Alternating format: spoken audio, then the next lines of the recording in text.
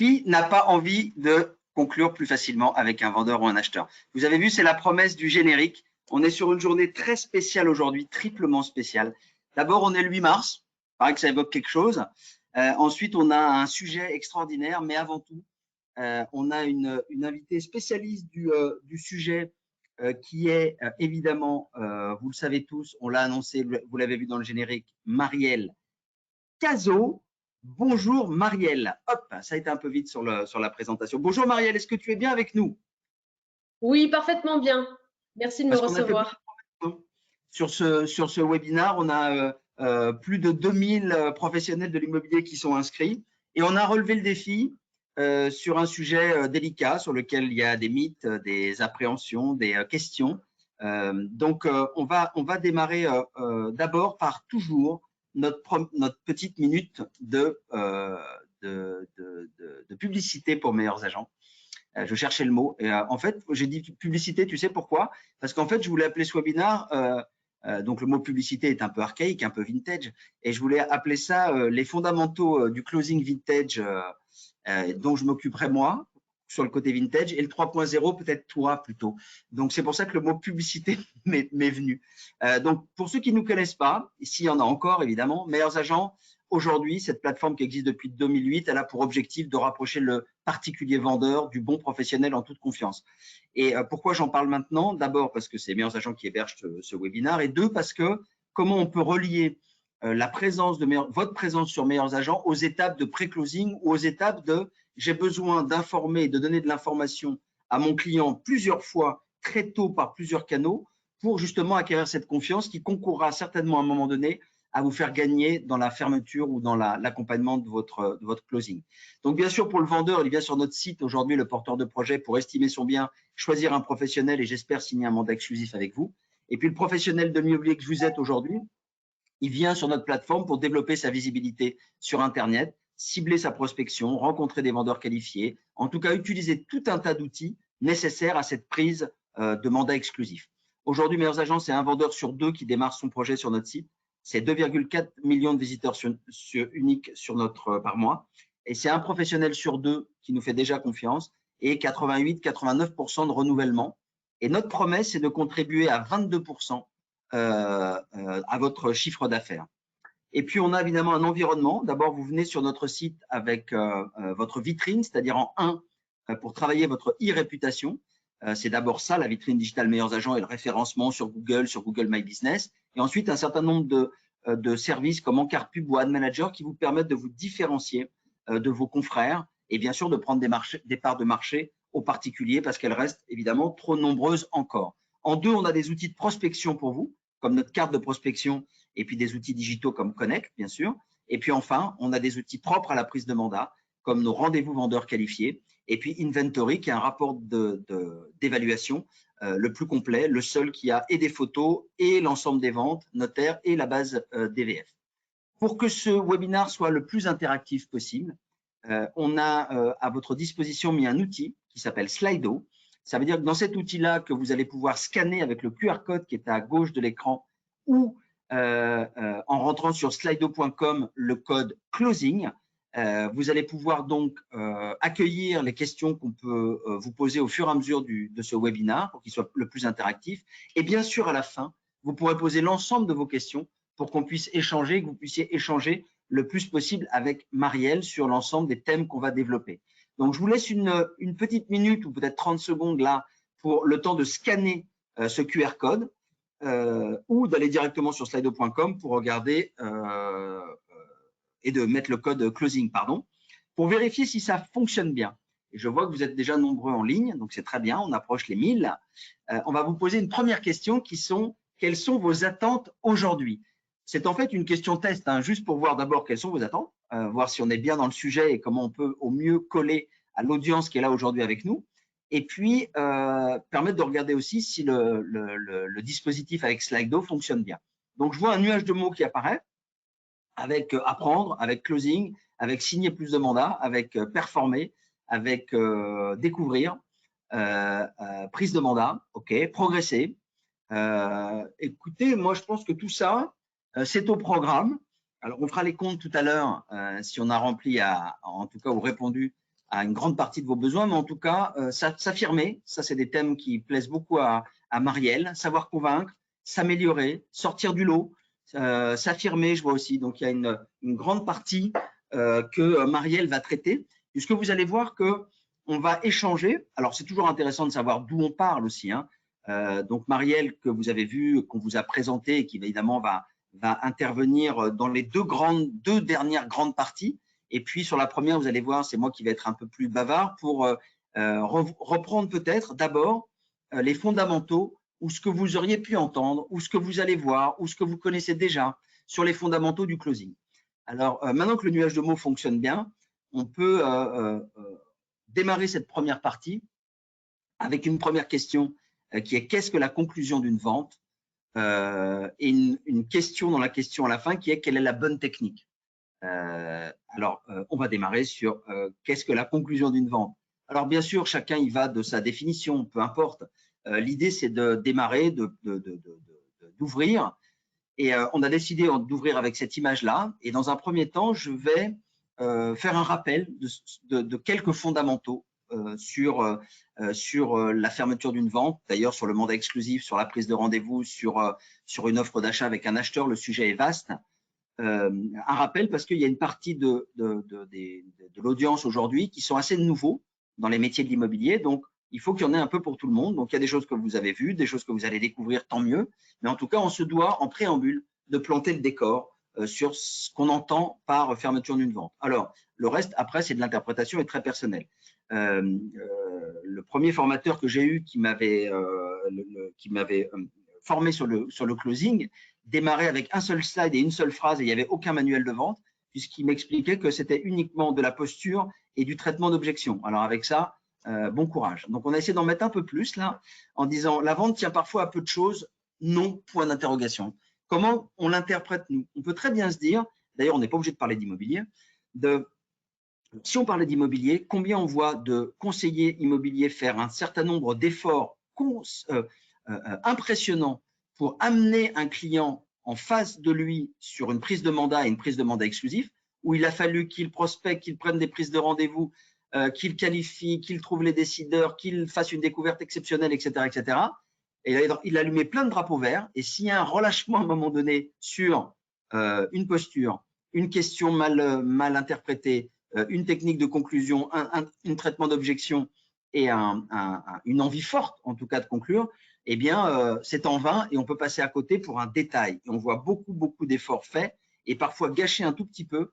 C'est pour ça qu'on pourrait lire là, la vente ne tient parfois qu'à un fil. On pourrait se dire aussi, il y a plein de fois où j'achète quelque chose et moi, parfois, je déconceptualise, entre guillemets. C'est-à-dire qu'on pourrait très bien dire, je rentre acheter, je sais pas, une nouvelle veste, par exemple, et je peux très bien me convaincre tout seul de ressortir du magasin, d'avoir acheté cette veste et d'en être très heureux. Et je peux aussi très bien ressortir de ce magasin sans aucun achat et me convaincre aussi d'avoir économisé de l'argent et que j'avais peut-être pas besoin d'une veste. Donc, on voit que c'est très fragile, ces histoires de fermeture de vente et de closing, et ça tient vraiment à peu de choses. Alors, on avait envie d'ouvrir un peu avec ça. S'il fallait en donner une définition, et encore une fois, il n'y a rien qui est gravé dans le marbre, mais si on devait donner un objectif du closing et une définition, on pourrait se dire que bien sûr, c'est une étape essentielle parce que à un moment donné, il faut bien conclure, hein, même si on parle de plein de choses, vous allez voir, il y a bien un moment donné où il faut qu'il y ait une projection dans le concret. Moi, j'ai envie de le définir comme ça, d'une étape, quoi. Ça veut dire projeter le client. Alors là, j'ai quelque chose qui s'est ouvert. Je ne sais pas ce que c'est, mais ce n'est pas grave, vous inquiétez pas. Je vais revenir à là et tout va bien sur mon PowerPoint. Donc, définition du closing. Là, j'espère que ça marche, qu'on est bien sur un plein écran et que tout va bien. Voilà. Trouver un accord. Et je dis à un moment donné même, c'est bien de projeter mon client dans une étape concrète. Okay, c'est bien de ça dont il s'agit. Bien sûr, il va y avoir peut-être des moyens où il faudra traiter du questionnement, de l'interrogation, des attitudes négatives, et puis préparer la prochaine étape. Des fois, c'est une étape de mise en perspective de nouvelles étapes de vente. Parfois, eh bien, il va falloir remettre l'ouvrage sur le métier et ça va me donner des billes pour retravailler, soit aller chercher un nouveau bien si je suis avec un acheteur, soit trouver la clé pour sortir avec mon mandat exclusif au bon prix, etc., etc.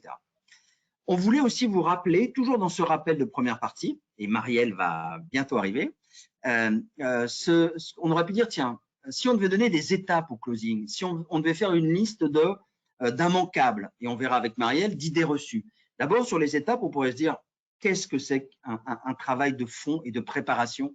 Comme si on pouvait se dire, mais qu'est-ce que ce webinaire ne devrait pas exister? Ça veut dire que je fais tellement les choses bien de la lettre A à la lettre Z que c'est un non-événement le closing. On pourrait aussi dire ça. Donc, j'ai un gros travail de préparation et on verra tout ce que ça veut dire avec Marielle. Et puis, bien sûr, on pourrait se dire, bah, d'accord, j'ai très bien préparé tout. Je connais mes services, je sais ce que j'ai envie moi dans la vie, je sais ce que sont mes biens et tout ça et tout ça et tout ça. Et puis, mon prospect, eh bien, j'ai bien convaincu qu'il a un désir d'acheter quand même. Et là, on verra que certains se servent de choses très classiques, mais on peut avoir quelques outils comme caractéristiques, avantages, bénéfices, comme le SONCAS qui rappelle la pyramide de Maslow et les besoins fondamentaux qu'a un client, avec des choses rationnelles et irrationnelles. Je rappellerai ce que c'est si les questions arrivent tout à l'heure. Et puis nous, on fera un focus sur un outil qui peut vous servir aussi à décoder, à vous aider dans la connaissance de vous-même et dans la connaissance de vos prospects et vos clients, qui s'appelle DISC. Bien sûr que votre prospect, il doit avoir confiance en vous. C'est-à-dire que vous pouvez être le plus savant de la Terre, avoir le meilleur service, etc. Si à un moment donné, la confiance n'est pas là, eh bien, ça fonctionnera moins bien. Donc, on ne vend bien que si on est soi-même convaincu. Et vous allez voir que dans les besoins psychologiques de certains clients, c'est quelque chose qui arrive même en 1. Bien sûr, il faudra avoir une compréhension des avantages et des bénéfices de vos services ou du bien ou du projet que vous proposez à vos clients. Votre interlocuteur doit pouvoir justifier son choix. On aime bien cette façon aussi de renverser la table en disant pourquoi c'est bien pour vous que vous puissiez travailler en mandat exclusif avec nous. Voilà, je peux vous le faire comme ça ou je peux vous le faire aussi sur pourquoi ce bien-là, c'est le bien où vous devez vivre aujourd'hui et qui correspond totalement. Ça peut être une manière aussi. Donc ça, c'est des étapes ou des immanquables. Bien sûr, avoir identifié et parlé non seulement aux bons décisionnaires, mais aussi aux influents. Certains pourraient dire les prescripteurs, tous les gens qui sont visibles ou invisibles, qui participent consciemment ou inconsciemment à votre fermeture de vente, entre guillemets. C'est les fameux parents, beaux-parents, cousins, amis, experts qu'on peut retrouver dans les retours de visite avec les acheteurs, par exemple, qui vont y aller de leurs meilleurs conseils ou de leurs moins bons conseils. Donc, c'est important de prendre en compte aussi les influents. Bien sûr, il y aura des étapes de tentative de closing, c'est-à-dire qu'il faut bien conclure à un moment donné comment vous vous y prenez. Comment ça arrive naturellement? Est-ce qu'il y a des phrases magiques? Est-ce qu'il y a des techniques? Comment vous faites, quoi? Et puis, il y aura des traitements d'objections. Peut-être qu'il y aura des objections. S'il y en a, quels sont vos outils? Et puis, bien sûr, toujours la mise en perspective et la préparation de la prochaine étape. On a voulu dire aussi à un moment donné que vous attaquiez au closing, à la découverte vendeur, à votre objectif de rendez-vous téléphonique, peu importe quel objectif. En tout cas, c'est très utile pour certains et vous nous le redemandez, puisqu'on l'a fait qu'une fois dans nos webinaires, de présenter cette table de lucidité commerciale qui est qu'à chaque étape de vente dans un parcours vendeur ou acheteur, la question que le commercial doit se poser serait combien de temps ça dure? Vous voyez cette table de temps, il y a 4 pieds sur cette table. Pour que la table tienne, il faut qu'elle tienne sur ces 4 pieds. Et d'abord, il y a le temps. Alors, combien de temps doit durer une phase de closing lors d'un mandat exclusif, si on devait déterminer un temps? Combien de temps doit durer un retour de visite? Voilà. Combien de temps doit durer une découverte? Combien de temps doit durer un objectif de rendez-vous téléphonique? Pour ça, je dois avoir identifié mes décideurs, avoir préparé ma prochaine étape. Quel est mon objectif? Sans objectif, je risque d'avoir ceux des autres et pas les miens. Et en fait, quel est mon document de conclusion qui doit être prêt si je dois engager les parties? Et puis, ce qu'on vous a déjà montré dans d'autres webinaires, on vous fait un rappel là et je vous rappelle que tout ce qu'on vous montre aujourd'hui va être disponible en replay et sur notre chaîne YouTube. Il faut que vous ayez une technique de traitement d'objection ou d'attitude négative, peu importe comment elle s'appelle. En tout cas, vous devez maîtriser une technique qui va faire qu'elle va faciliter l'échange entre vous et votre client sans passer à travers, j'ai envie de dire, du mauvais émotionnel, quoi. On n'est pas dans une discussion, on est dans un métier professionnel, donc j'ai une technique qui va me permettre d'amortir, qui va me permettre d'échanger, qui va me permettre de comprendre mieux l'objection de mon client, qui est parfois qu'une question, qui est parfois qu'une interrogation, qui est parfois une question et une solution que je n'ai pas tout de suite. Pour ça, je vais l'accueillir, je vais accepter, comprendre, faire preuve de tolérance sur je comprends votre point de vue. C'est pas pour ça que je suis d'accord avec l'objection de mon client, hein, mais en tout cas, j'entends qu'il a un point de vue différent du mien et qu'il pose question. Et puis d'ailleurs, je vais lui faire préciser, parce que qu'est-ce qu'on peut passer à côté de plein de choses et interpréter à la place de son client? Donc, pour être sûr de ne pas interpréter, on va lui poser la question. Quand il va nous dire quelque chose, on va lui dire, dites-moi un peu plus, c'est-à-dire, qui va me permettre peut-être un peu mieux comprendre. Et puis derrière, je vais reformuler, bien sûr. Je vais regarder si c'est la seule objection. Je vais la verrouiller et puis je vais argumenter et puis conclure. Donc, vous avez besoin de toute cette boîte à outils aujourd'hui pour appréhender le closing. Donc, soit vous l'avez travaillé, soit vous allez le travailler, soit vous l'avez vu dans vos syndicats, dans vos réseaux, dans vos formations. Mais quand on parle du closing, on est dans de la préparation, on est dans des outils, on est dans des objectifs, on est dans je maîtrise une technique de traitement d'objection. Là, on est dans des basiques et dans le vintage, en gros. Et puis, il y a des idées reçues, Marielle.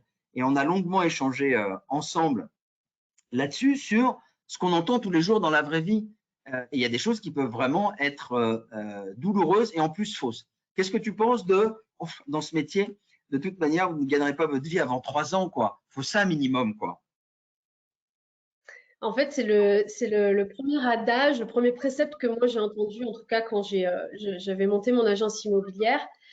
Et c'est vrai qu'il y a quelque chose, et ça c'est un fait dans notre profession, c'est qu'entre le compromis, même l'offre d'achat, le compromis et l'acte authentique, il y a un certain délai qui fait qu'effectivement on n'encaisse pas tout de suite. Ça c'est un fait.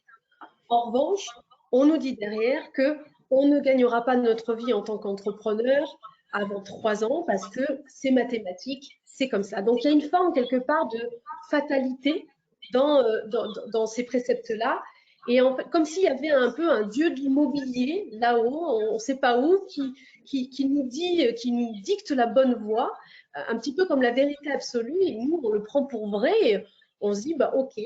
Et même si on n'est pas conscient de ça, inconsciemment, ça vient créer quelque chose. Et donc, quand on se raconte que, en fait, eh ben, dans notre métier, déjà, il faut 3 à 4 mois avant d'encaisser une commission, qu'ensuite, en tant qu'entrepreneur, il faut entre 2 et 3 ans pour gagner notre vie, on ne se ressent pas vraiment ni dans l'abondance, ni dans la prospérité, et on ne kiffe pas vraiment notre job à ce moment-là, parce qu'il faut quand même le rappeler, on est aussi là pour gagner notre vie. Donc, ça, c'est des choses pour moi qui ne nous arrangent pas. Ça arrange personne de se raconter qu'on gagnera notre vie que dans 3 ans. Donc là, tout de suite, moi, ça me fait penser à des croyances. Et on va en parler après, à un mythe et également un neuromythe. Moi, j'appelle ça des neuromythes. C'est un peu quelque part une sorte de légende urbaine que les a priori véhiculent. Si tu veux. Donc, en fait, c'est quelque chose qui est là, qui est dans notre environnement, qui est un petit peu flou, qui n'est pas vraiment palpable, mais on l'entend et voilà, et on le prend pour vrai. Et ce qu'il y a, c'est que du coup, et je pense à ceux qui arrivent dans le métier, par exemple, eh bien, il y a une forme de découragement qui peut se créer assez rapidement parce que ça fait rêver personne de mettre 3 ans pour gagner de l'argent. Clairement, et ça, il faut se le dire. Donc, soyons plus modernes et arrêtons de penser comme il y a 30 ans, 50 ans en arrière, que de toute manière, pour gagner notre vie, c'est long, c'est fastidieux et c'est dur. Voilà ce que j'ai envie de dire pour penser. Oui, parfait, ça fait du bien parce que on a démarré très fort sur beaucoup de choses, qui est un énorme éléphant là. Hein. Je vous ai balancé d'un seul coup un traitement d'objection, des étapes, des immanquables, plein de choses en réalité. On va voir qu'on peut faire ce métier, et c'est l'objet aussi de l'invitation de Marielle, avec des angles totalement différents. Et je voulais qu'on regarde ces idées reçues. La première là, qui souvent dans les démarrages en tout cas de nouveaux négociateurs, arrivent sur des croyances limitantes qui sont horribles, comme l'imposition de techniques absolument qui sont peut-être pas faites pour ce négociateur-là. Et d'ailleurs, sur la deuxième idée reçue qui est, bon, de manière, hein, on est vendeur, on est négociateur, quoi. Hein. Bon, je sais pas, est-ce que c'est le cas, Marielle? Est-ce qu'on est négociateur? Est-ce que c'est inné? C'est ça? Est-ce qu'il y a des gens qui sont faits pour ça d'entrée de jeu quand ils naissent? Encore une fois, c'est encore une croyance.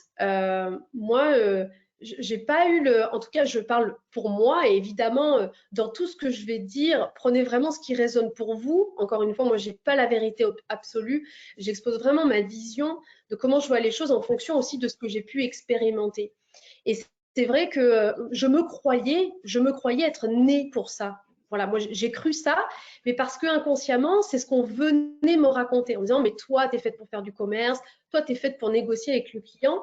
Et comme je n'avais pas mis de conscience dessus, je l'avais pris pour vrai et je m'étais identifiée à ça. Mais quelque part, je m'étais identifiée aux croyances des autres, celles qui ne m'appartenaient pas. Et donc, ça a joué forcément et ça a eu un impact, moi, sur le développement de mon business, sur le développement de mon chiffre d'affaires. Sauf que quand je me suis rendu compte qu'en fin de compte, on ne naît pas négociateur, il y a quelque chose qui n'est pas inné en soi, parce que en fait, c'est la façon dont on va œuvrer qui va faire que ça, c'est inné ou pas. Je m'explique. Par exemple, je me ressens beaucoup plus dans ma nature aujourd'hui parce que je sais que pour justement closer un client, et encore pour moi, c'est un terme encore un peu vulgaire, closer, il y a quelque chose où je le bloque, j'ai gagné, voilà, il y a un esprit de… Et c'est pas un combat, voilà.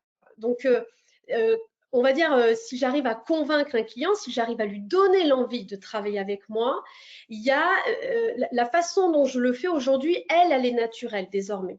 Elle répond à ma nature parce que j'y ai mis de la conscience et que ça répond à ce que j'aime faire, à ce que j'aime dire, à ce que j'aime ressentir. Et là, je me sens dans ma nature. Mais en soi, un négociateur ne n'est pas négociateur. Il a des aptitudes en lui, il a des ressources en lui nécessaires, à lui de les développer. Et ça c'est un cheminement en y mettant de la conscience. On va garder convaincre, parce que c'est joli, et que convaincre, en plus, dans l'étymologie, c'est très intéressant, puisque c'est avec l'autre, si tu veux. Donc, on est en même temps je suis dans un métier à but lucratif, ok, et en même temps, je suis dans quelque chose qui ouvre, quoi, parce que quand j'ouvre sur des bons services ou quand je trouve le projet de vie à quelqu'un ou que je lui enlève une épine du pied, en effet, je suis dans quelque chose de très louable, avec une profession très respectable. On entend aussi tout est négociable, quoi. Alors de la part du client, de la part de, il y a aussi ça hein, dans le, parce qu'on verra bien que parfois il faut peut-être maintenir ses honoraires. Est-ce que soit ça t'est arrivé, notamment dans ton parcours de chef d'entreprise d'un grand réseau, mais ce tout est négociable. Qu'est-ce que ça veut dire que ce truc de tout est négociable? Alors ça, tu sais que cette phrase, elle a le don de m'énerver. Ça, c'est quelque chose qui m'irrite. Et là, je vais faire part de mon expérience par rapport à cet adage-là, encore une fois. On nous a appris, ou on nous fait croire en tout cas, que la négociation, ça fait partie du game. En gros, c'est comme ça, c'est la nature humaine. L'humain, c'est comme ça, il aime gagner, il aime faire des bonnes affaires. Voilà. Et moi, ça, je suis arrivée dans l'immobilier en 2004 avec ça. Et donc, j'ai vécu ça, parce que c'est exactement le système d'une croyance. Enfin, c'est à ça que sert une croyance. C'est-à-dire qu'une croyance, quelle qu'elle soit, elle crée votre réalité. Donc, si on a la croyance que de toute manière, tout est négociable, qu'est-ce qui va se passer dans la réalité? Les clients vont tout négocier. Donc, c'est exactement moi ce que j'ai vécu. Et ça, pendant des années. Ça a duré quand même pas mal de temps. Et j'avais développé une forme d'angoisse lorsque je recevais une offre.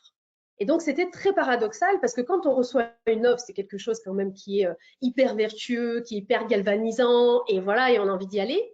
Mais moi, c'était un truc que, voilà, je mettais toute l'énergie pour avoir une offre, mais au moment où j'arrivais à l'offre d'achat, j'étais empreint d'un stress et d'une angoisse qui était insupportable pour moi parce que offre d'achat était égale on va me négocier mes honoraires. Ça y est, on arrive au moment où, voilà, le client, il va me signer l'offre et on va parler de mes honoraires.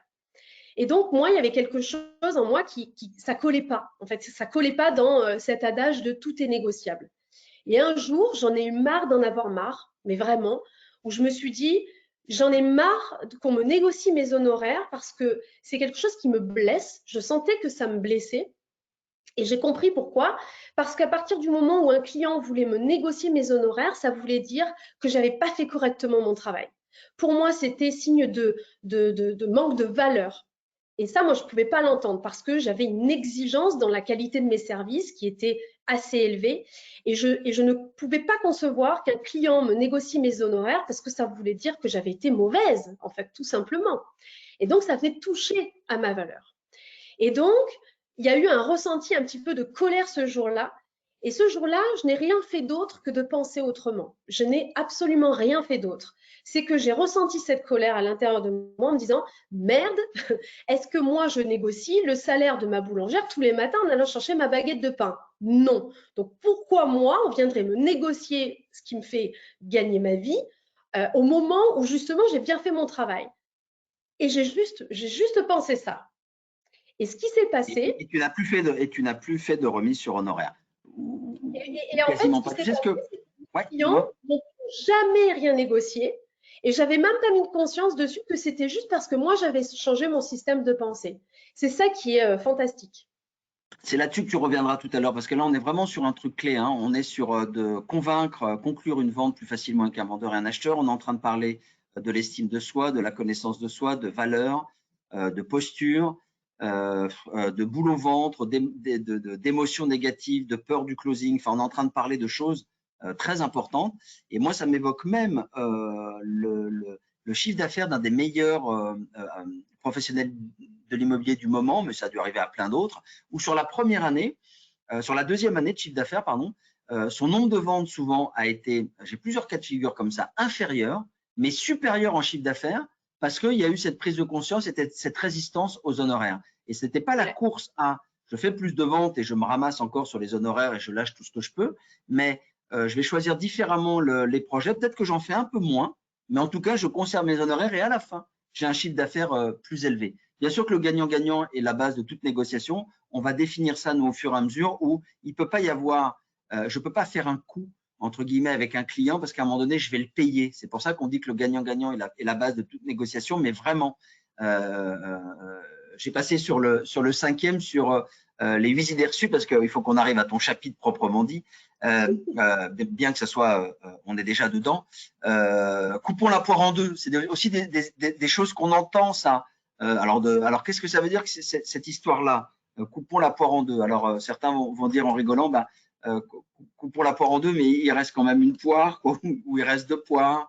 Qu'est-ce que ça veut dire que ce truc qui est maintenant même dans la tête de beaucoup de commerciaux, dans leur approche? Alors, est-ce que c'est encore une fois une idée reçue, un faux ami? Est-ce que tu as un point de vue là-dessus? Oui, je sais bien, Marielle. Moi, ça, c'est jamais. Où j'ai tout dit. Hein. Moi, ça c'est jamais rentré, si tu veux, dans mon système de croyance. Couper la poire en deux, il y a quelque chose de très dévalorisant en termes de qualité de service. Encore une fois, j'ai tellement cette exigence-là de qualité de service que ça rentre pas dans mon champ, en fait. Donc, en fait, c'est un non-sujet et je l'ai pas vécu. Comme du coup, ça rentre pas dans mon champ, je n'ai pas rencontré des gens qui m'ont dit « Allez, on fait 50-50 », parce qu'il n'y a pas de sujet, en fait. Et au contraire, ils le savaient, moi, chaque année, j'augmentais mes honoraires parce que je partais du principe que plus on pratiquait, plus on était présent sur nos secteurs, plus on était bon. Et ça se paye. Et moi, j'adore payer un service, même haut de gamme, parce que je sais que j'en ai pour mon argent. Moi, j'aime les qualités de service. Donc, ça rentre pas dans mon champ. Donc, j'ai pas grand-chose à dire là-dessus. Et tu vois, oui, ça évoque deux choses quand même, mine de rien. C'est un, est-ce que j'ai la bonne qualité de service? Parce que c'est ce que ça vaut et auquel cas on peut comprendre qu'on les valorise. Et puis, est-ce que j'en ai conscience aussi, hein? Parce que je peux avoir une très bonne qualité de service et me d'évaluer moi-même, entre guillemets, ou pas être assez confiant dans ce que je propose. Donc, il y a deux sujets. Et puis, il y en a qui peuvent être un peu à côté en disant, bah, non seulement vous n'avez peut-être pas les bons services, et c'est normal, du coup, vous n'avez pas assez confiance en vous pour défendre tout ça. Donc, il y a vraiment quelque chose de très intéressant là-dessus. On a évoqué tout à l'heure, réussir sa négociation, c'est gagner à tout prix. On a bien compris que non, parce que s'il y a un perdant, je vais le payer à un moment donné. Alors, ça peut être une rétractation, ça peut être aucune recommandation pour faire d'autres business. Enfin, en gros, j'ai fait un coup, j'ai fait du court terme, et c'est même pas sûr que ça aille au bout, quoi. Donc, c'est pas ça qu'on va défendre, entre guillemets. Est-ce qu'on est dans toujours demander une contrepartie? Alors, peut-être que là, on n'a pas le même point de vue, mais je ne sais pas, Marielle, toi, ce que tu penses de cette idée reçue de tiens, quand il y a peut-être une négociation, est-ce qu'il doit y avoir une négociation? Si on a une, est-ce qu'il faut demander une contrepartie? Je sais ce que tu vas répondre. Moi, je pars toujours du principe, tout est déjà là. Ils le savent, ils le savent au départ. Je veux dire, encore plus aujourd'hui où il y a une transparence totale, à la fois en vitrine ou à l'oral ou à l'écrit. Il y a une transparence totale entre le net vendeur, les commissions. Enfin, les choses sont très, très claires. Donc, moi, je pars du principe que si le client, à la base, et il le sait, il y a 20 000 € d'honoraires, s'il ne veut pas les payer, il ne rentre pas dans mon agence. Point. Maintenant, s'il demande une contrepartie, ça va être plus sur des choses plutôt humaines, on va dire, pas pécunier, mais peut-être sur une organisation d'un déménagement parce qu'ils ne sont pas sur place, peut-être de la gestion de l'organisation pour les enfants. Ça, c'est autre chose. Ça, pour moi, ça rentre dans la qualité de service. Mais en termes de pécunier, encore une fois, les choses, elles sont très claires au départ. Donc, il n'y a pas de sujet là-dessus. C'est très intéressant d'entendre ça. Je pense que certains vont soit n'oser pas pratiquer, soit en tout cas, ça peut éveiller des choses. Et puis, on entend aussi, bah, bien sûr, pour être un bon conseil commercial, négo. Il faut être un tueur en négociation. Bon, je crois qu'on a à peu près répondu, mais peut-être pour terminer là-dessus, est-ce que toi, tu penses qu'il faut être un tueur en négociation? Pas du tout. Pas du tout, parce que déjà, c'est pas. Si on prend notre métier comme je dois monter sur un ring de boxe, c'est un combat, et forcément, à la fin du match, bah, il y a un gagnant, un perdant. Bah, déjà, l'énergie dans laquelle on est, elle n'est pas top. Et ensuite, encore une fois, comme je disais tout à l'heure, il n'y a pas de, en fait, il n'y a pas qu'un seul chemin pour réussir à convaincre un client. Et il y a aussi des chemins qui peuvent être dans la douceur, qui peuvent être plus dans l'empathie, pas dans cette course effrénée à vouloir absolument convaincre ou persuader. Ça, en fait, ça dépend des personnalités. Il y en a qui sont dans ce schéma-là et ça fonctionne parce qu'ils aiment ça. Et puis, il y en a d'autres à qui ça va pas parler. Et l'idée, c'est vraiment de venir s'ouvrir à d'autres choses que ce que vous avez eu l'habitude d'entendre. Et je pense beaucoup à ces nouveaux qui arrivent dans le domaine. Je pense aussi beaucoup aux experts qui sont là dans le milieu depuis 20 ans, depuis 30 ans, et qui disent, ouais, mais moi, aujourd'hui, qu'est-ce qui me correspond mieux? Et il n'y a pas qu'un seul chemin. On est 7,8 milliards sur cette terre. Donc, il y a autant de façons de faire que ce qu'il y a d'êtres humains. Et si nous, ben, on est plus dans le cœur, plus dans la douceur et plus dans j'amène mon client, j'œuvre aux côtés de lui, ça marche aussi. À partir du moment où ça vous convient, ça marche. Voilà. C'est important ce que tu dis et en même temps, c'est des questions qui résonnent avec ce qu'on nous remonte là, parce qu'en même temps, je regarde quelques questions de l'audience qui nous dit comment se démarquer de la concurrence. Vous allez voir on est en train d'y répondre à travers plein de choses là. Ouais. Comment réagir face aux clients en étant en passe d'y répondre aussi. Comment devenir plus persuasif. Il y a plein de questions qui tournent autour de ça, donc vous avez beaucoup d'appétence là pour des choses magiques. Vous allez voir que ça se construit petit à petit et que c'est l'angle aussi, le changement peut-être de paradigme sur la manière de penser, de voir les choses qui peuvent être intéressants dans ce que Marielle là vous renvoie. Et d'ailleurs, pour toi, Marielle, quand on dit la conclusion d'une vente là, qu'est-ce que c'est et comment tu appréhendes cette phase de conviction, cette phase de vente là? Je te laisse toute la liberté possible pour t'exprimer sur cette partie-là, avec ça dans la tête de l'audience qui est comment se démarquer, comment réagir face aux clients, tout ça, tout ça, tout ça. Donc, comment tu définirais tout ça, toi? Alors bah là, le slide l'introduit très très bien. La conclusion d'une vente, pour moi, avant toute chose, c'est la rencontre entre deux personnes qui ressentent en tout cas l'envie de travailler ensemble. Pour moi, c'est avant tout un coup de cœur. C'est exactement le même que celui que ressent un acheteur dans les 90 premières secondes pour un bien immobilier. Pourquoi ce serait différent avec son agent immobilier? Il n'y a aucune raison que ce soit différent avec lui. En fait, le client, il sent tout de suite s'il a envie de nous faire confiance, il sent tout de suite s'il passe un bon moment avec nous et surtout, il sent tout de suite s'il y a cette facilité, cette solution à sa situation. Et ça, c'est quelque chose de très important. On nous a appris qu'un client, il nous choisissait très souvent sur nos compétences, sur notre apparence physique. On parle souvent de la première impression, voilà, nos connaissances, notre bagou, voilà, toutes ces choses-là. Et en fait, inconsciemment, on vient créer des neuromythes, justement, qui sont des croyances collectives tellement ancrées que l'on les prend pour vraies, alors que ce ne sont que des légendes. Et alors que le business, il est contre-intuitif. En fait, si le client ne ressent pas cette sympathie, qui est quelque part une forme d'amour, en quelque sorte, s'il ne ressent pas cette sympathie, s'il ne ressent pas cette admiration, s'il ne ressent pas ce respect avant toute chose, eh bien, il y a de fortes chances pour que justement, il vous compare aux autres. Parce que ce que vous mettez en avant, c'est, et qui au passage nourrit aussi parfois l'ego, ce sont nos services, nos compétences qui ressemblent pour beaucoup à ce que les autres font déjà. Et en fait, c'est ça qui se passe. Et après, on se dit, ouais, mais après, je fais des R1, des R2, des R3 pour le convaincre, etc. Alors que si déjà, dès la première rencontre, dès les premières minutes, on montre cette différence, on n'a pas besoin de traiter toutes les objections qui vont arriver derrière, parce qu'il y a quelque chose qui se passe. Donc, à moins que vous soyez à l'origine d'une innovation à la Steve Jobs ou ce genre de choses, Voilà, ce meilleurs qui va agents. faire, voilà, mais ce qui va nous permettre de conclure une vente, c'est avant tout notre style dans notre approche. Et c'est ça qui crée une magie et qui embarque les gens. C'est quoi qui vous différencie? On n'a pas envie de voir des agents immobiliers lisses, qui se ressemblent tous, qui proposent tous la même chose, parce que qu'est-ce que ça provoque? Mais ça nourrit la concurrence. Imaginez un acheteur, il a 10 agents immobiliers qui lui proposent 10 fois la même chose. Comment il fait un choix? Comment il vous choisit? Mais il en est incapable. Alors, ça va se jouer sur des petits trucs. Ah oui, mais vous, votre abonnement sur Le Bon Coin, il est de 6 mois de plus, sur ce genre de choses. Mais à quel moment on fait confiance à l'humain, à son agent immobilier, lui, parce que c'est lui qui va s'occuper de vous. Et c'est ça, en fait. Et ça, ben, c'est les neuromythes qui sont nourris, enfin, que les a priori véhiculent quotidiennement.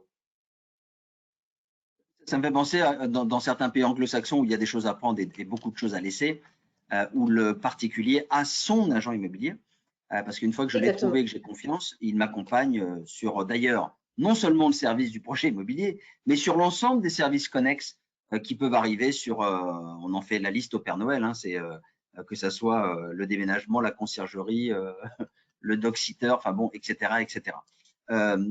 Parfait, très clair. On a le droit aussi en tant que commercial, alors peut-être pas tout de suite, peut-être pas à n'importe quelle condition, mais aussi de choisir son… Vous savez que le client vous choisit, vous lui donnez envie en tout cas de vous choisir, mais vous pouvez aussi choisir votre client.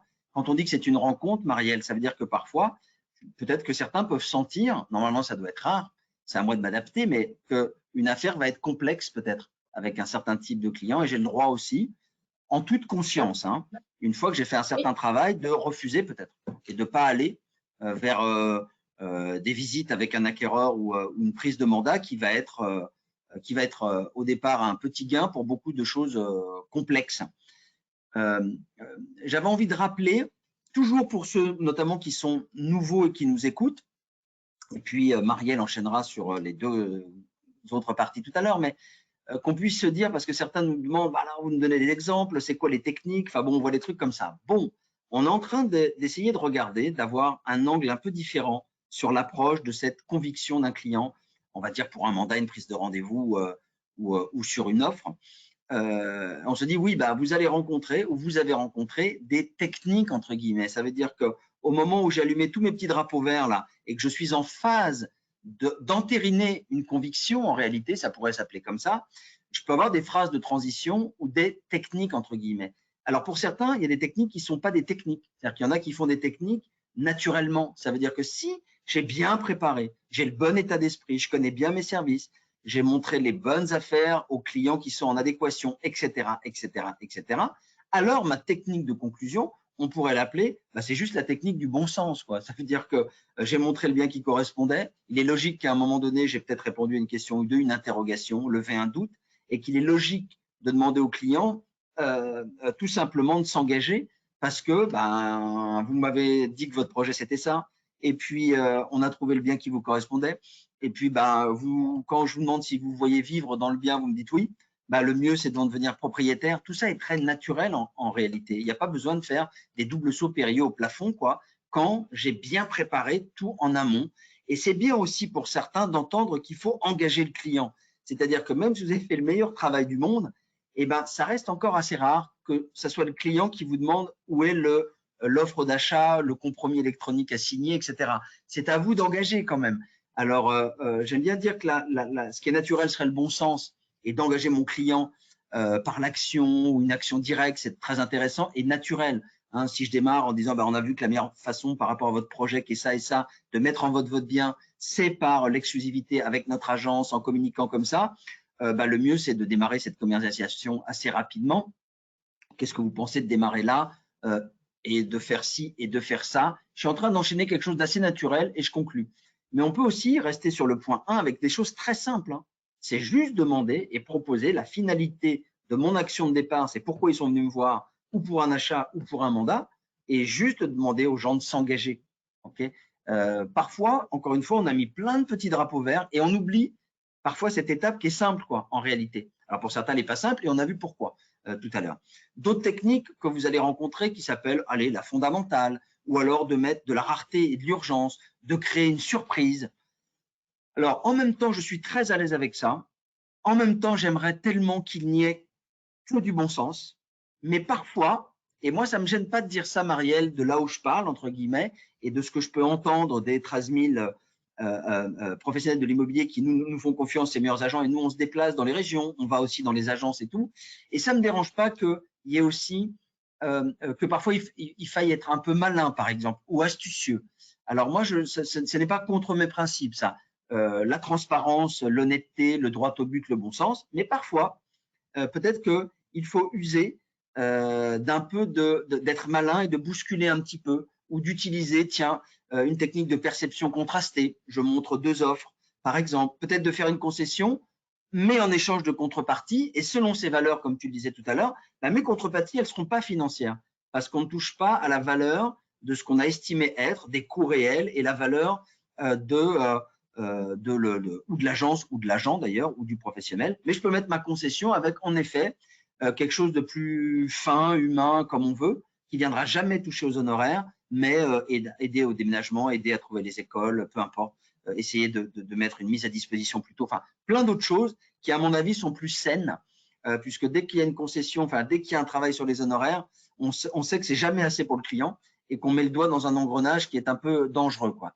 Donc, vous allez voir des techniques de conclusion, vous allez en rencontrer, mais dites-vous bien que si, dès le départ, tout est très clair, que vos services sont clairs, que vous savez ce que vous voulez et où vous êtes, vous avez peu à utiliser de subterfuge, entre guillemets, sauf de demander au client de s'engager. Il y a une manière de le faire qui peut être plus souple et moins brutale. C'est pour ça qu'on parle de conclusion par l'action, conclusion fondamentale, de créer ou de mettre une réelle urgence, parce que des fois, il peut y avoir des vraies urgences, des vraies raretés dans votre offre.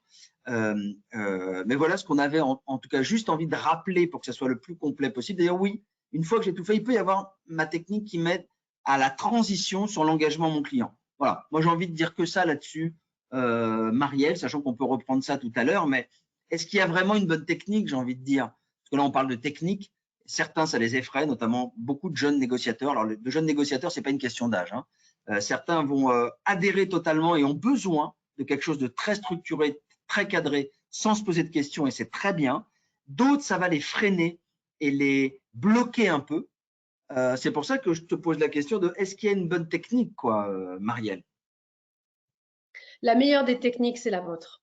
Effectivement, je te rejoins sur ce point, c'est que il y a 2 teams. Il y a la team qui à travers la technique, va avoir ce sentiment de sécurité, c'est-à-dire qu'à travers une technique, il a cette sécurité que de toute manière, s'il applique à la lettre la méthode, ben, ça va marcher. Donc, il va avoir du résultat. Et c'est OK, même quand on démarre ou même si on a ces convictions-là, allez-y.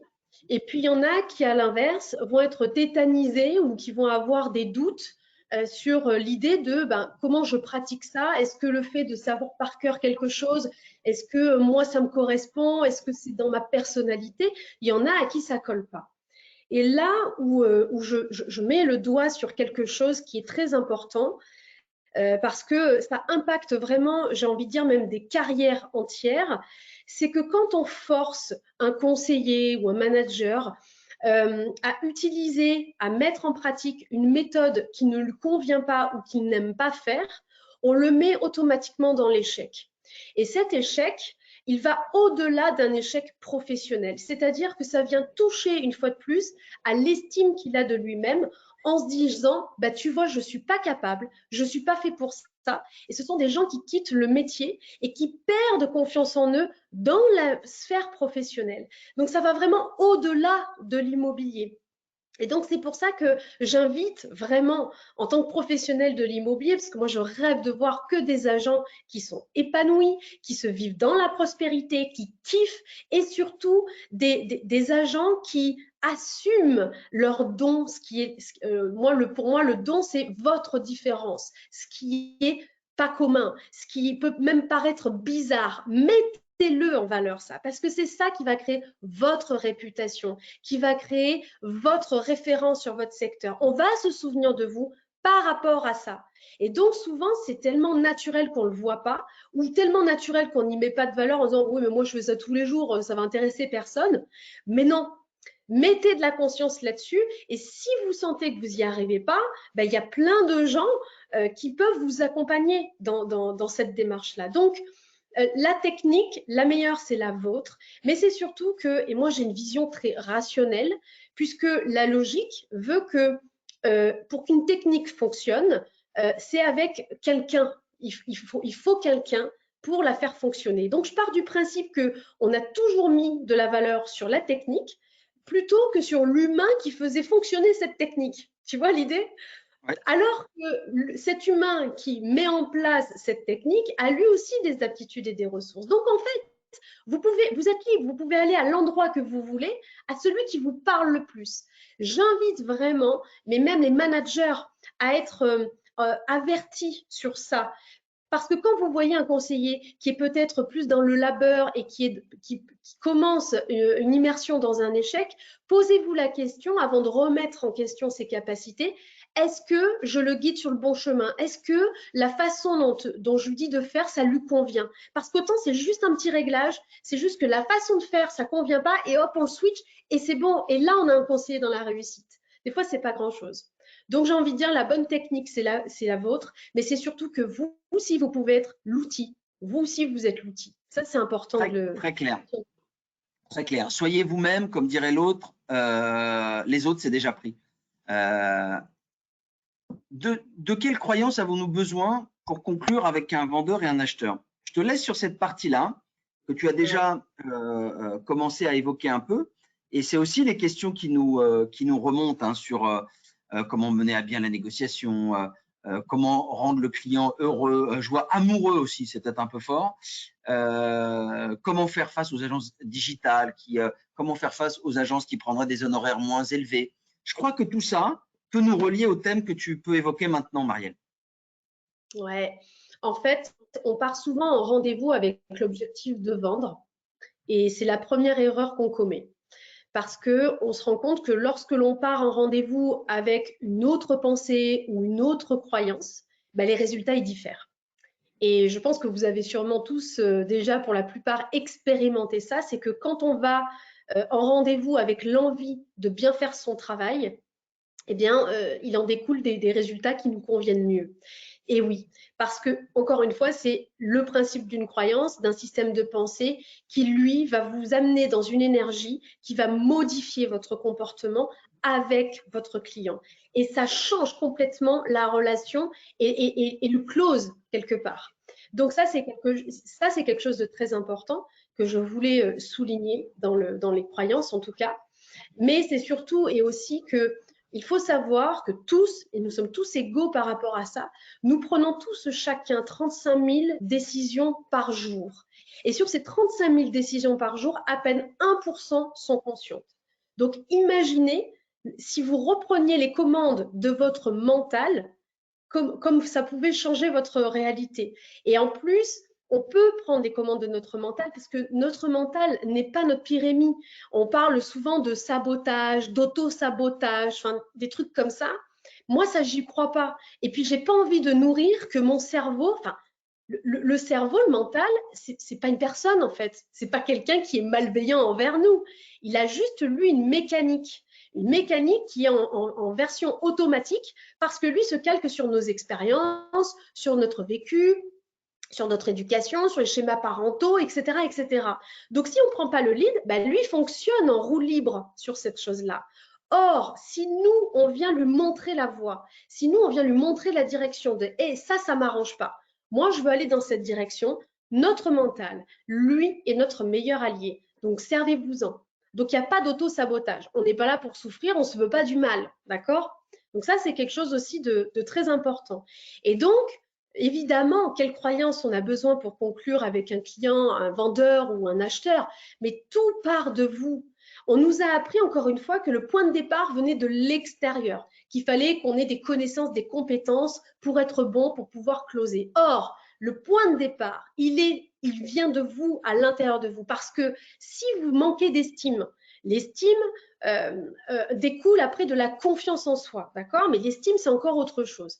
Si on n'a pas cette estime pour nous, si on ne se sent pas dans notre plein potentiel, qu'est-ce que vous allez transmettre à votre avis, à votre client à ce moment-là? Vous n'allez pas lui transmettre le meilleur.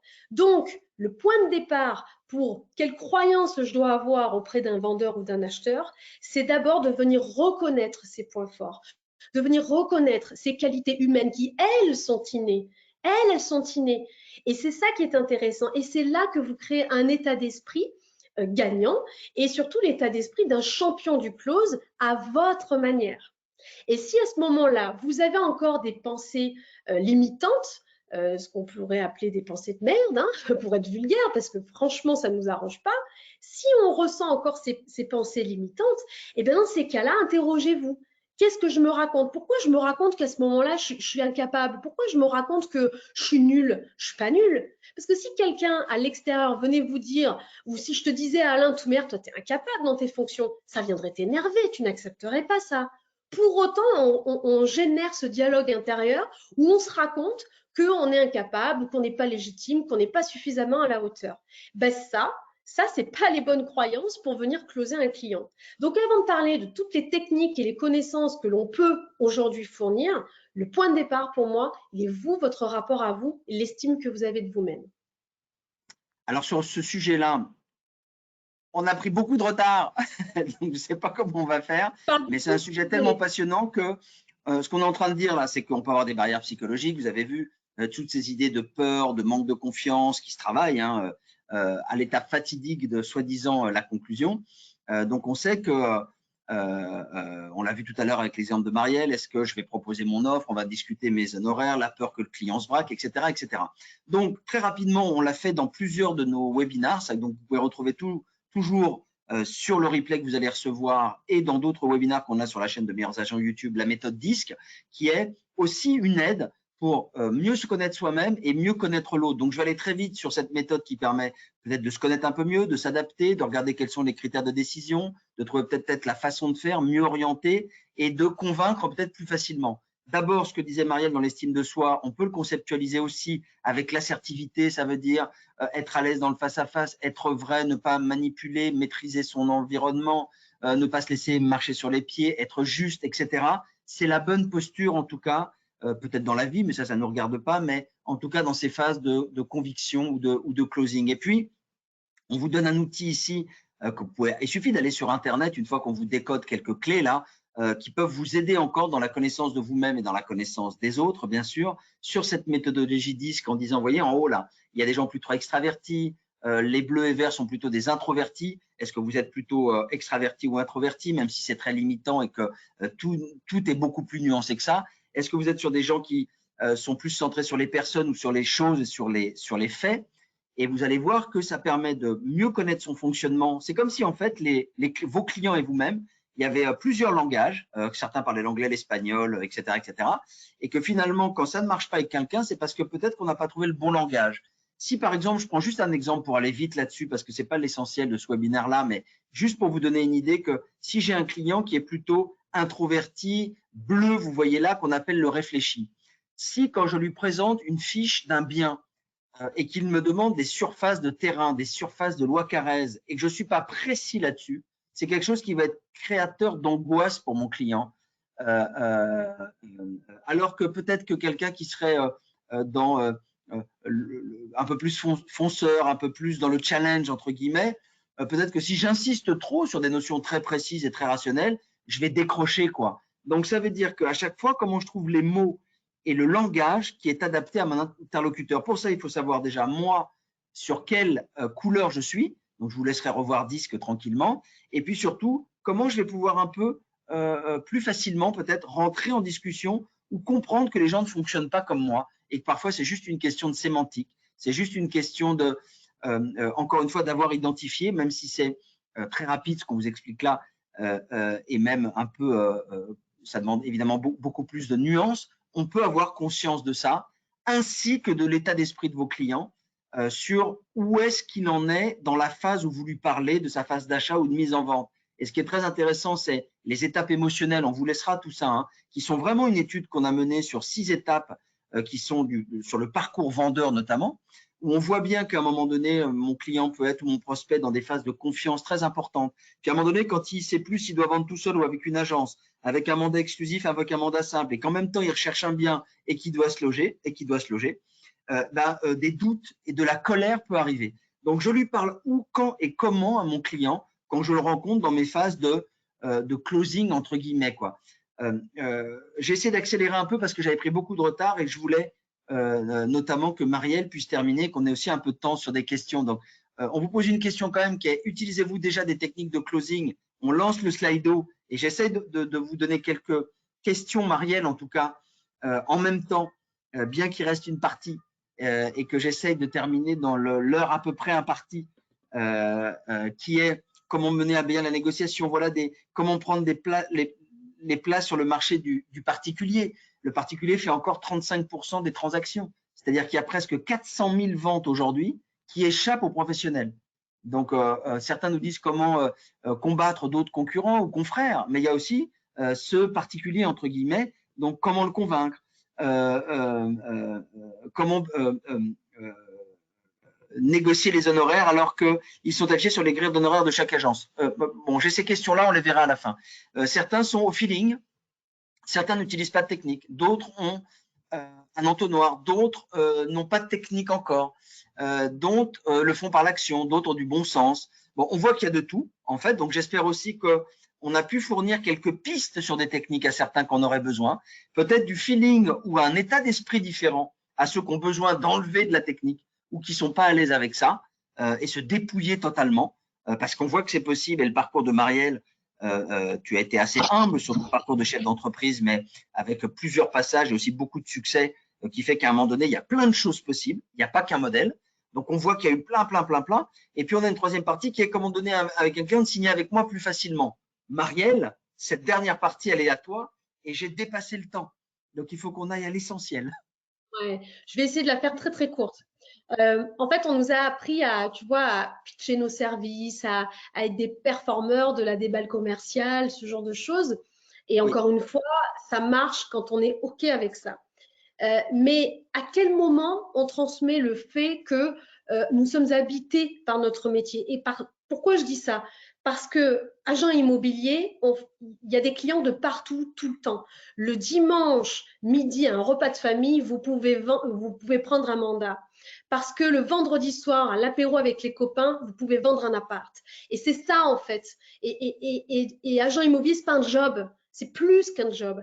Et l'idée, c'est que le client, lui, le ressente que, en fait, c'est votre lifestyle. C'est ça, en fait. Et ça, on est dans l'incarnation. Pour moi, embarquer quelqu'un, je l'explique beaucoup dans mon livre, mais moi, j'ai réussi à convaincre des banquiers dans des situations désespérées avec ça, avec l'incarnation. Aucune technique, juste l'incarnation. Je suis habitée par mes convictions, je le transmets, je le partage et ça marche. Super, il y a plein de questions qui sont montées. Elles tournent souvent autour de… alors, je vous pose la question en même temps, hein, vous qui êtes encore là, et on va vous garder encore 2-3 minutes, et puis on pourra prolonger, mais remontez-nous des questions, et puis on va voir comment on peut faire. Mais que souhaitez-vous mettre en place dans tout ce qui a été évoqué par Marielle et ce qu'on a pu évoquer dans ce webinaire? Ça, c'est encore une fois un sondage là, de voir un peu ce que vous nous renvoyez. Et puis, il y a plein de questions qui sont beaucoup, qui tournent autour de comment, quand il y a 300 000 ou quand le particulier veut absolument vendre en particulier, comment je peux faire la différence? Alors, il faudrait se mettre d'accord sur un truc. Le premier truc, c'est l'impossible. À l'impossible, on n'est pas tenu. C'est-à-dire qu'on ne peut pas faire peut-être 100% des transactions en particulier. Donc, il faut enlever le cas où peut-être qu'il y a un particulier qui peut vraiment vendre sans vous, etc. etc. Et encore, on s'aperçoit que beaucoup de particuliers, au moins 20% des 35% là, sont insatisfaits en fait du parcours qu'ils ont fait. Et à la fin d'ailleurs, ils n'ont pas eu un bon service parce que soit ils ont démarré tout seuls, soit ils l'ont fait avec plusieurs agences. Et en plus, ils ont peut-être même, quand ils ont vendu seuls, alors ça je parle côté acheteur, mais ils ont peut-être même pas vendu dans les meilleures conditions, entre guillemets. Donc, il faut bien dire qu'à chaque fois, ça revient sur est-ce que vous connaissez votre métier, vos services? Qu'est-ce que vous incarnez? Et je reprendrai tout, enfin, pas tout ce qu'a dit Marielle, mais vous vous rendez compte qu'à chaque fois, on est dans de la propre conviction et de l'estime de soi pour aller emporter une affaire et se trouver légitime de bah, écoute, je préfère que ça soit avec moi que de toute manière sans moi, parce que l'affaire va se faire. Et puis, comparer ce qui est comparable, et puis vous comparez pas trop non plus, je vois. Ah ben il y aurait des agences low cost qui prendraient moins d'honoraires, mais qui voilà. Ok, défendez ce que vous avez à défendre. Est-ce que vous avez et ça doit suffire sans se comparer entre guillemets. Moi j'ai envie de dire ça. Que souhaitez-vous mettre en place? Et je te laisserai conclure, Marielle. Lire le livre de Marielle, parfait. On va voir où on peut se le procurer. Puis il y en a en plus 5 qui vont le gagner. Rentrer des mandats, remarquable, prendre plaisir, plus de confiance en moi, j'ai envie d'être plus à l'aise, de trouver mon moi, d'en faire mon lifestyle. Ok, il y a tellement de choses à dire là-dessus. Trouver sa légitimité, être soi-même, confiance. Ok, moi je trouve qu'on a touché quelque chose là. Ça veut dire qu'au-delà de la technique et tout ça, vous voyez bien qu'il y a un travail sur hop, se regarder soi-même différemment et trouver un angle et mettre des choses en place dans ce qui a été évoqué notamment par Marielle. Donc génial, ça veut dire que on peut pas faire en 45 minutes ou en 50 minutes ce que peut-être des philosophes ont mis 20 ans à faire et des gens se construire quand même. Mais en tout cas, on a essayé de balayer plein de trucs. Des questions, vous avez vu, il y en avait plusieurs qui revenaient souvent sur en fait l'estime de soi, la confiance en soi, le pouvoir de conviction, se regarder différemment. Il y a beaucoup de ça en fait quand la porte d'entrée est il y a des particuliers qui peuvent vendre tout seuls, il y a des confrères qui font des honoraires plus bas. Ok, il y a surtout c'est quoi vos valeurs, c'est quoi vos services et comment je reprends de la confiance en moi et tout ce qu'a exposé Marielle pour aller défendre ça et faire une rencontre, puisqu'on a parlé de ça aussi entre un projet, des gens humains et vous humains. Et ça, il ne faut peut-être pas le perdre de vue. Et je te laisserai conclure, Marielle. D'abord, il y a 5 participants qui vont être tirés au sort et qui vont recevoir le livre de Marielle, mais d'ici 15 jours, 3 semaines, parce qu'on va profiter d'un… D'abord, ils seront dédicacés. Donc, ça prend un peu de temps. Et puis ensuite, on va profiter d'un voyage, d'une venue à Paris de Marielle pour faire peut-être quelques photos ici au siège, faire un truc, qu'elle dédicace les livres ici. Donc, d'ici 3e semaine de mars, les gagnants auront bien leur ouvrage, se signe en bas à droite, le guide ORCAD pour écrire sa vie sans faire de compromis. Marielle, je te laisse le mot de la fin. Ben, moi, c'est vrai que c'est toujours un peu frustrant parce que j'ai encore plein de choses à dire. C'est toujours pareil et que je rêve de répondre à toutes les questions. En tout cas, ce que je peux remarquer, c'est que dans les souhaits, dans les intentions qu'il y a, vous êtes dans la bonne vibe parce que justement, ben là, je vois clairement des agents qui ont envie d'exceller, qui ont envie de monter leurs exigences, leur niveau. Et c'est ça qu'on veut voir. Et on parlait de part de marché du particulier à particulier. Vous savez aussi que dans mon parcours, moi, je viens aussi du fichier Amepi pour défendre les intérêts des agents immobiliers en France et que j'ai ce rêve qu'on soit comme aux États-Unis avec 100% des transactions par des agents immobiliers. Et ça part de vous. Ça part, vous pouvez être ces visionnaires parce que le monde, il est prêt à ça. Soyez dans cette exigence-là de dire voilà, moi, je veux que le client, il sente ce côté indispensable de passer avec un agent immobilier remarquable. Quand vous vous ressentez remarquable, vous vous faites remarquer par les clients. Donc voilà, moi c'est le mot de la fin que j'ai envie de dire. Évidemment, ben lisez-le. Vous allez voir que vous allez découvrir surtout une nouvelle vision, un nouveau système de pensée qui peut vraiment, vraiment vous faciliter à développer vos affaires et vivre la prospérité que vous souhaitez, satisfaire vos clients au mieux et être à votre place, vous sentir à votre place. Merci beaucoup, Marielle. Bien sûr qu'ils peuvent prolonger l'échange avec toi, puisque ton métier, c'est d'être coach, d'accompagner aujourd'hui des conseillers immobiliers, des managers, des chefs d'entreprise. Donc, génial. On va vous envoyer ce replay via notre chaîne YouTube sur Meilleurs Agents, la chaîne Meilleurs Agents YouTube. Vous allez recevoir d'abord ce replay en direct et vous pourrez revoir sur YouTube, évidemment, et regarder tranquillement, vous poser, prendre des notes, aller creuser l'estime de soi, le disque, le traitement d'objection et tout ça. Bien nous remonter dans le questionnaire ce que vous avez envie qu'on traite comme prochain épisode dans nos types de webinaires qui sont très différents ou de nos rencontres quand on va rencontrer les professionnels, nous, dans toutes les villes de France. Mais remontez-nous ce qui vous a plu, là où vous aimeriez aller un peu plus loin, quel thème vous avez envie de développer, un épisode 2. Voilà, en tout cas, remontez-nous ça pour qu'on vous fasse du sur-mesure à chaque fois. Prenez le temps, encore une fois, de mettre un pas après l'autre. Regardez, de l'intention à l'action. Hein. On a vu beaucoup, beaucoup de choses. Choisissez un petit truc, commencez à le mettre en place. Et vous allez voir que vous allez rentrer dans une spirale positive de succès et que ça va s'enchaîner. Et puis voilà, quoi. Hein. Tout est dit. Nous, on a envie de vous remercier. Vous savez où nous joindre chez Meilleurs Agents, bien sûr. On est toujours là. bien sûr vous retrouver sur notre chaîne YouTube et Wikimopro, nos podcasts, nos infographies, nos formations. Tout ça, c'est à disposition, bien sûr. Je vous dis à très bientôt pour un prochain webinaire. Merci encore 1000 fois, Marielle. N'oubliez pas de répondre au questionnaire. Et on se dit, nous, à très bientôt, Marielle. Merci beaucoup pour cet échange. Merci beaucoup, c'était un plaisir. Au revoir. À bientôt.